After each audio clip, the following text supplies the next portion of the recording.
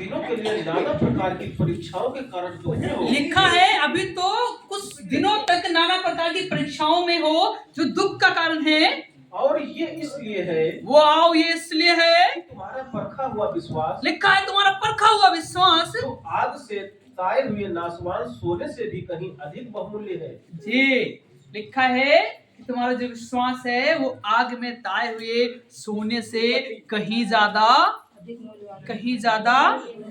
मूल्यवान है।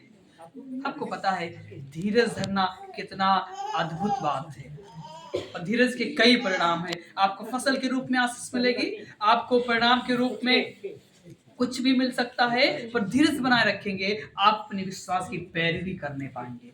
हालेलुया। आशा बनाए रखेंगे आप बहुमूल्य वस्तुओं को प्राप्त करेंगे।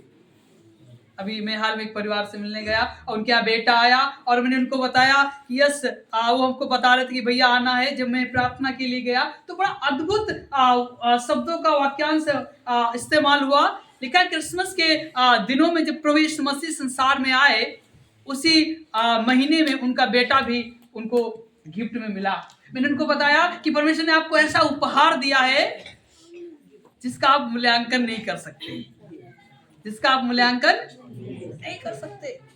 अगर आपको कोई साड़ी देगा, झांप के देगा, कवर में करके देगा, आप उसको खोलेंगे तो आंक लेंगे 1000 की है, 2000 की है।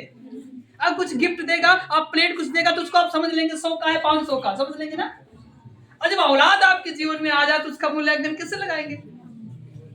इस बात से पूरा परिवार उत्साहित और आनंदित। मैंने कहा यस, प्रभु ने आपको वो गिफ्ट दिया है, वो उपहार दिया है जिसका आप मूल्यांकन नहीं कर सकते। अरे सच है, हमें से परमेश्वर ने ऐसी आशीषों को दिया है जिसको आप मूल्यांकन नहीं कर सकते। और वो तभी होने पाया जब आप कठिन दौर में धीरज को बनाए रखें। हालेलुया। आशीष तभी आती जब आप कठिन दौर में धीरज बनाए रखें और आशा बनाए रखें किसान की तरह, ताकि आपके जीवन में आशा के साथ में परमेश्वर आपको आशीषित करे। Hallelujah, hallelujah. संपूर्ण बातों का सार ये है कि कठिन दौर में भी आपको धीरज बनाए रखना है। क्या करना है? कठिन दौर में भी आपको धीरज और जीना। यस प्रभु, आप एक दिन अच्छा समय लाएंगे, आप एक दिन अच्छा समय लाएंगे। भी कल सिस्टर से मैं बात कर रहा था, वो भी बता रही थी परेशानी। मैंने कहा यस, परमेश्वर एक दिन ऐसा समय लाएगा जो आपके सारे आंसुओं को पोंछ डालेगा और जहाँ पे आनंद आनंद और आनंद ही होगा। हालेलुया। अभी तो दुख में पड़े हैं, कराहते तड़प रहे हैं, है ना, पर परमेश्वर एक दिन ऐसा समय लाएगा जो आपके आंसुओं को पोंछ डालेगा। तो इसको पता, जब आपके आंसू निकलते हैं तो परमेश्वर भी दुखी होता है, और परमेश्वर को पता है कि आपके आंसुओं का जो हिसाब है तो खूब तरीके से आपको उसको 7 गुना के साथ। वचन में लिखा है अय्यूब का सब कुछ छिन गया, हाथी घोड़े चले गए, संपत्ति चली गई, बेटे बेटियां चले गए, पर पुनः जब परमेश्वर ने इसकी सुधी ली तो लिखा है इसको 7 गुना वापस आया। Hallelujah, hallelujah. परमेश्वर आपके जीवन में कई गुना आशीषों को वापस लाएगा। बीमारी 1 गुना आएगी तो आशीष आपके जीवन में 7 गुना आएगी, 7 गुना 70 गुना आ जाए। हालेलुया। दुख अगर 1 गुना है तो आपके जीवन में आज जो आनंद है वो 70 गुना होने जा रहा है। हालेलुया। तो पता है बुरा का मतलब भी आप सोचिएगा, अगर 1 का आप 70 बार करेंगे तो उसका मतलब 70 टाइम नहीं होता है। जैसे 2 को 2 से गुणा करेंगे तो जितनी संख्या आएगी उसको उतने से गुणा करते चले जाएंगे, है ना। मतलब इतना बढ़ेगा कि आपकी संख्याएं भी आपको कई बार गिनने में भूल जाएंगे। परमेश्वर आपको 7 नहीं 70 बार भी 70 गुना भी आशीष देने के लिए तैयार है। वचन में लिखा है परमेश्वर के पास में हजारों आपके लिए प्लान और योजनाएं हैं। किसके लिए है? किसके लिए है? बोले एक दूसरे से हाथ से लगे कहे कि आपके लिए परमेश्वर के पास में हजारों योजनाएं हैं। आपके लिए, आपके परिवार के लिए परमेश्वर के पास में हजारों योजनाएं हैं। आमीन, हालेलुया। और वो वास्तव में प्रभु के पास में हजार योजना है आपके जीवन को संवारने के लिए, बनाने के लिए और बदलने के लिए। सही कह रहा हूँ? बोले हालेलुया। परमेश्वर है जो आपके जीवन में आशीष देता है। कठिन दौरों से होकर जब आप गुजरे तभी भी परमेश्वर ही संभालता है, पर आपको धीरज बनाए रखना है। किसकी तरह धीरज बनाना है? अय्यूब की तरह। और एक और उदाहरण है किसान की तरह।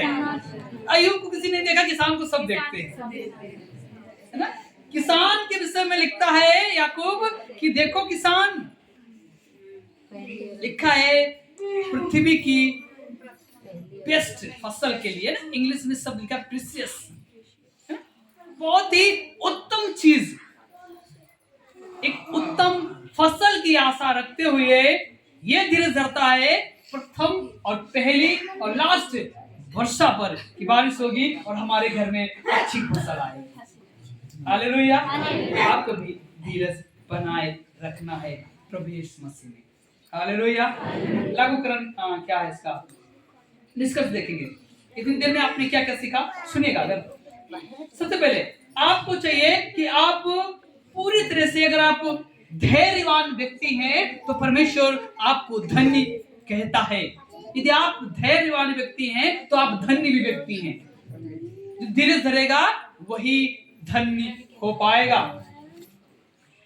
दूसरा, जैसे किसान अपनी पहली और अंतिम वर्षा के लिए धीरज धरता है ताकि उसकी फसल उत्तम हो पाएगी, ताकि उसकी फसल उत्तम हो पाएगी। लास्ट पॉइंट है, जब आप तमाम प्रकार की संघर्षों से होकर गुजरे तो आप अपने मन को स्टेबल करें, दृढ़ करें, ताकि परमेश्वर का काम आपके जीवन में होने पाए। जब आप कठिन दौरों से होकर गुजरे तो आप अपने हृदय को दृढ़ करें ताकि परमेश्वर का काम आपके जीवन में होने पाए। लागूकरण क्या है? इससे आप क्या सीख रहे हैं? मैंने क्या सीखा सुनिएगा। आप सदैव धैर्यवान, कठिन परिस्थितियों में धैर्यवान बने। आप सदैव कठिन परिस्थितियों में भी धैर्य को बनाए रखिए। जब आपको लगे कोई दरवाजा नहीं खुला है, कहीं से कोई बात नहीं हो रही, कहीं से कोई मदद नहीं कर रहा, आप उन दिनों में भी धैर्य को बनाए रख सकते हैं। दूसरा लागूकरण, ये जब आप धैर्यवान बनेंगे तो परमेश्वर आपको प्रीशियस फ्रूट को देगा, एक ऐसी फसल को, एक ऐसे उपहार को, एक ऐसे बातों को देगा जो दुनिया का उत्तम पदार्थ है, जो दुनिया का उत्तम पदार्थ है। लास्ट बात, धैर्य आपको मदद करता है ताकि आप प्रभु यीशु मसीह में विश्वास को बनाए रखें। इन सब का जो किरदार है वो क्या है? धैर्य आपकी मदद करता है ताकि आप प्रभु यीशु मसीह में बने रहें या विश्वास बनाए रखें। धैर्य आपकी मदद करता है। धैर्य क्या करता है? मदद करता है। किस बात के लिए? कि आप यीशु मसीह में विश्वास योग्य बने रहें और विश्वास से भटक ना जाएं। Hallelujah, hallelujah. मैं आशा करता हूं कि आपने अपने कीमती समय को लगाकर इस वचन को सीखा है और सुना है। घर जाके मनन कीजिएगा, तो इस पे आप आशीष को प्राप्त करेंगे। जब घर जाएंगे और पढ़ेंगे, प्रभु आपको और सिखाएगा। और वास्तव में सच तो बात यही है कि जैसे किसान अपनी उत्तम फसल के लिए अंतिम और पहली बारिश पर आशा, धैर्य बनाए रखता है ताकि उसे एक अच्छी फसल मिल पाएगी, ऐसे आपको और हमको भी कठिन दौरों में क्या बनाए रखना है? क्या बनाए रखना है? धैर्य बनाए रखना, धीरज बनाए रखना है। Hallelujah, hallelujah. सो प्रभु आपको आशीष दे।